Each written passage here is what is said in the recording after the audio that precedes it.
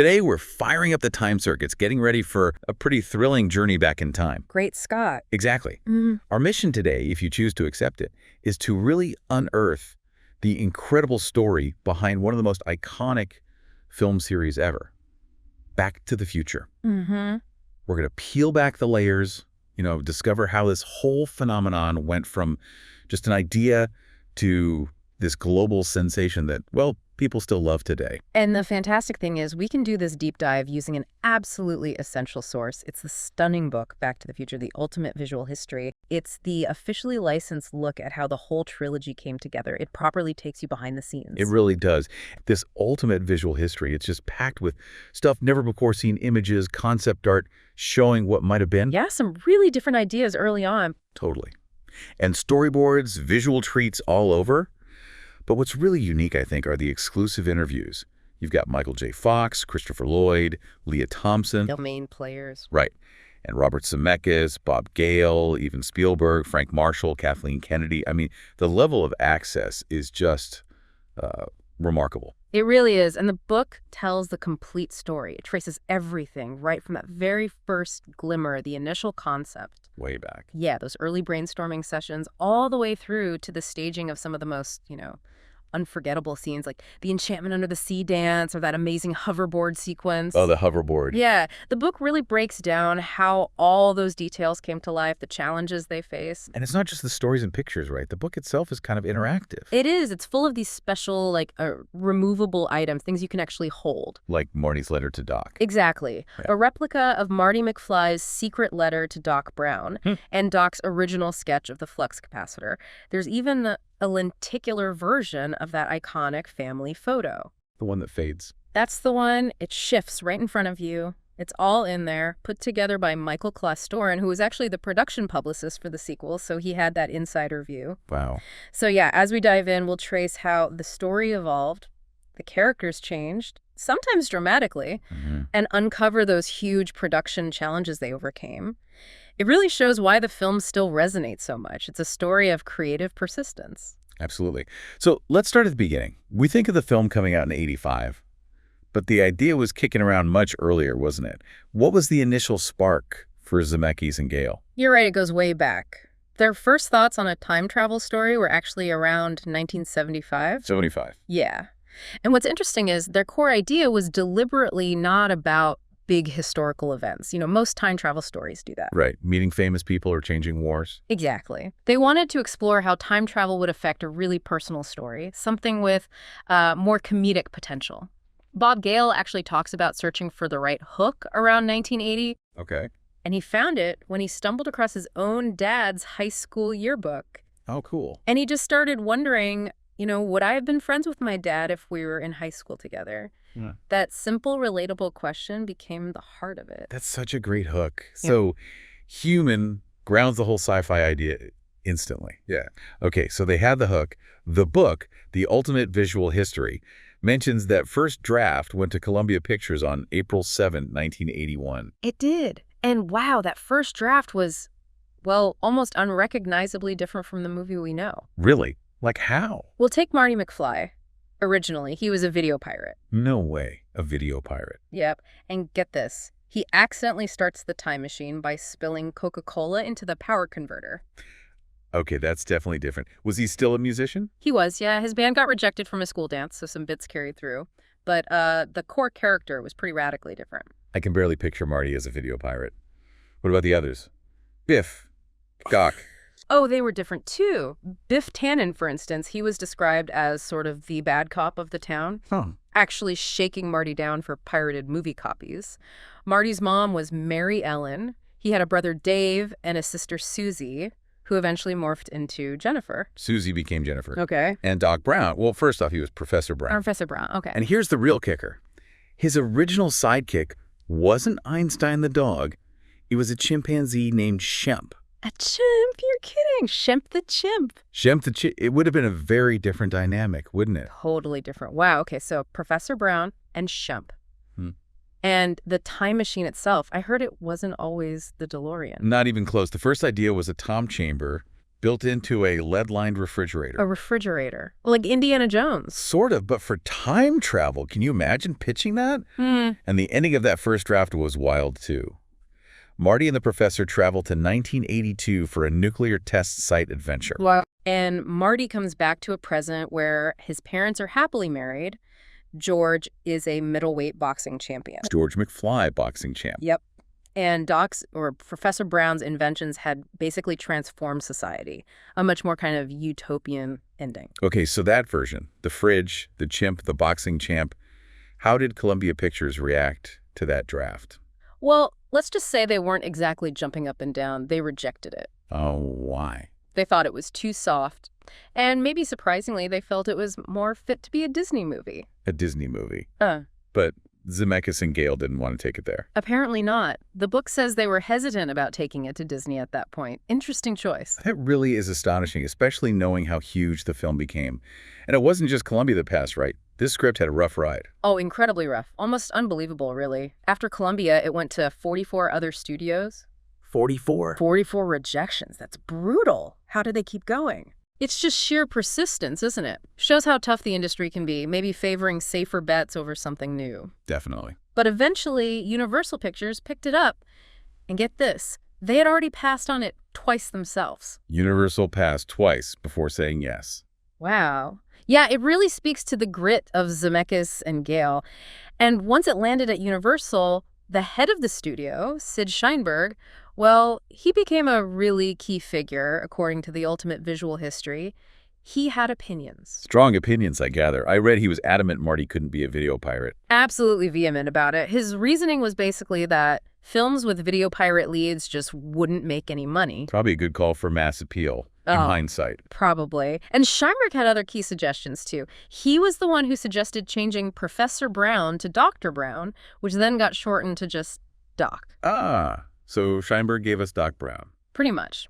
But maybe the biggest change, definitely the most iconic one, was about the time machine. It was originally going to be a pickup truck in a later draft. A pickup? Yeah. But Sheinberg just said, make it a car. And that led to the DeLorean. Yeah. The gull wings, the stainless steel. Exactly. Bob Zemeckis realized the DeLorean just looked like a time machine. It already had this visual history, you know, right. Sleek, futuristic, even if its actual reputation was maybe more like an invading spaceship at the time. Right. It had that look. It did. So by July 1984, they had the third draft. And the Ultimate Visual History notes, this one closely resembles the final film script. Okay, so things are starting to look familiar. Yeah. This draft also crucially introduced plutonium as the fuel source. Big change. Right, the Libyan plot point. So that third draft, that's when things really clicked into place. Marty the musician, the family we know. Pretty much. Marty was officially a musician. The McFly family was George, Lorraine, Dave, and Linda. And the town was locked in as Hill Valley. It's amazing seeing how many steps it took to get there. It really is. Which, speaking of major steps, brings us to casting Marty McFly. That was another huge challenge, right? The book goes into it. Yeah. Oh, a massive challenge. The search started while Michael J. Fox was busy filming Teen Wolf. And they looked at everyone. Like who? The list is kind of amazing. It is. The Ultimate Visual History lists Johnny Depp, Charlie Sheen, Jason Gedrick, Chris Regal, John Cusack, Doug McKeon, Matthew Broderick. Basically every young male star of the 80s. Pretty much. Apparently, C. Thomas Howell initially impressed them the most. Okay, but he didn't get it. No.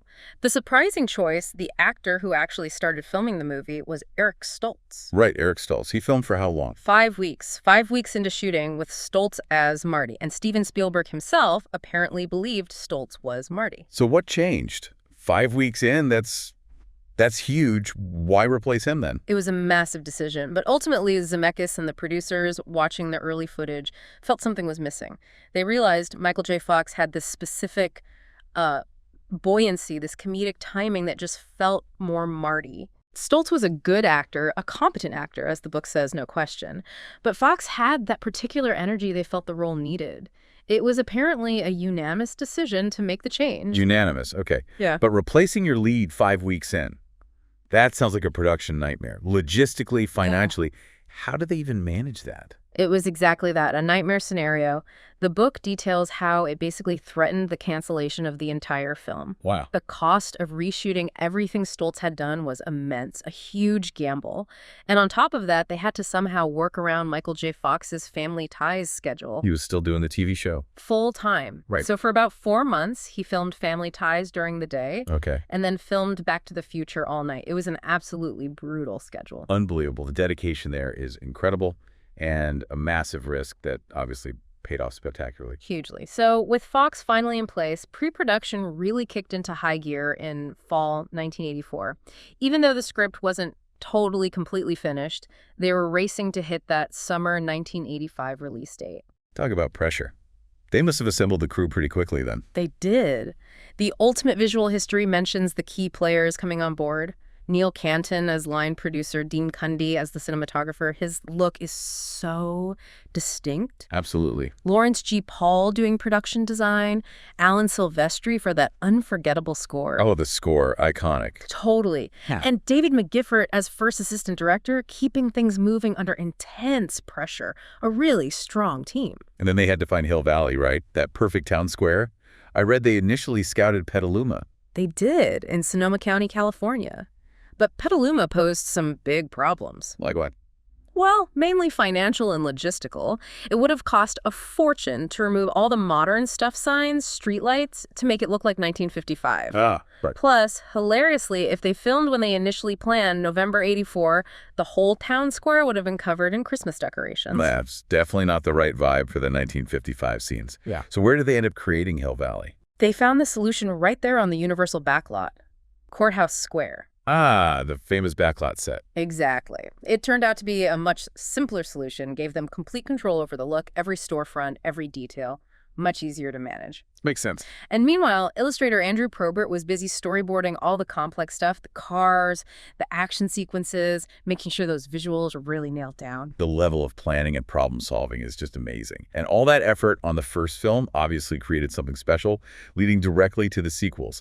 Universal announced parts 2 and 3 pretty quickly, right? May 86? That's right. Part 2, of course, sends Marty, Doc, and Jennifer to 2015. Flying cars and hoverboards. Yep.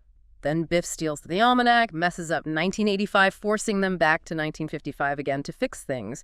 Complex stuff. Very intricate plot. And part 3? Part 3, Doc gets stranded way back in 1885, the Old West. Marty has to go rescue him. The DeLorean gets damaged.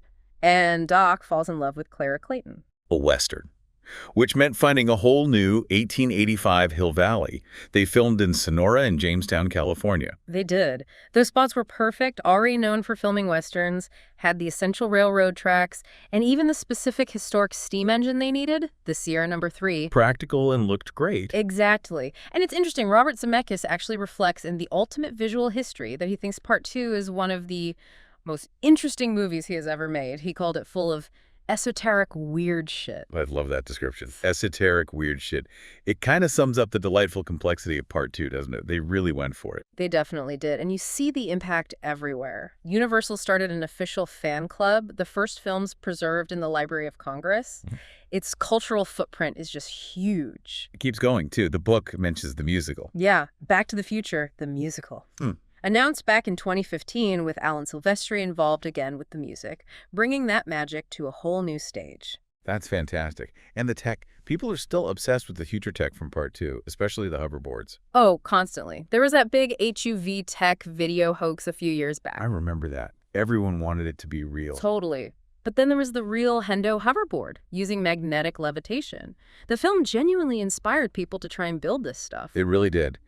And thinking about the film's other 2015 predictions, drones, video calls, smart glasses, paying with your thumbprint, quite a few things came true, or close to it. Yeah, even the Cubs winning the World Series eventually.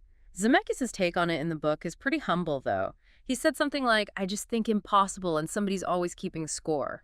Like he wasn't trying to be a prophet. Just telling a good story. Exactly, and he reflects that Back to the Future wasn't based on some pre-sold comic or toy. It was just a pure movie experience about the joy of discovery and knowledge. That feels right. It's about imagination and persistence. So reflecting on everything we've talked about, this whole journey. It's incredible, isn't it? From those first wild ideas, the chimp, the fridge. All those rejections. 44. To the casting drama, the logistical nightmares. The sheer ingenuity in production. It really shows what it takes to bring a unique vision to life. It really does. And digging into it through Back to the Future, the ultimate visual history, understanding those struggles and triumphs, it just makes you appreciate the films even more, I think. You see the layers of effort. Absolutely. It highlights that power of creative persistence, Yeah. collaboration, sticking with an idea you believe in. Definitely. And it leaves you with a fascinating thought, doesn't it? Yeah. Well, given how things like hoverboards or video calls went from being pure sci-fi in the movie to, well, pretty much reality, Right. what ideas that seem like pure fantasy in movies or books today might actually be closer than we think? And maybe more importantly, how much do these stories we love actually help inspire the people who eventually make those things real? That's a great question to ponder. Fascinating stuff.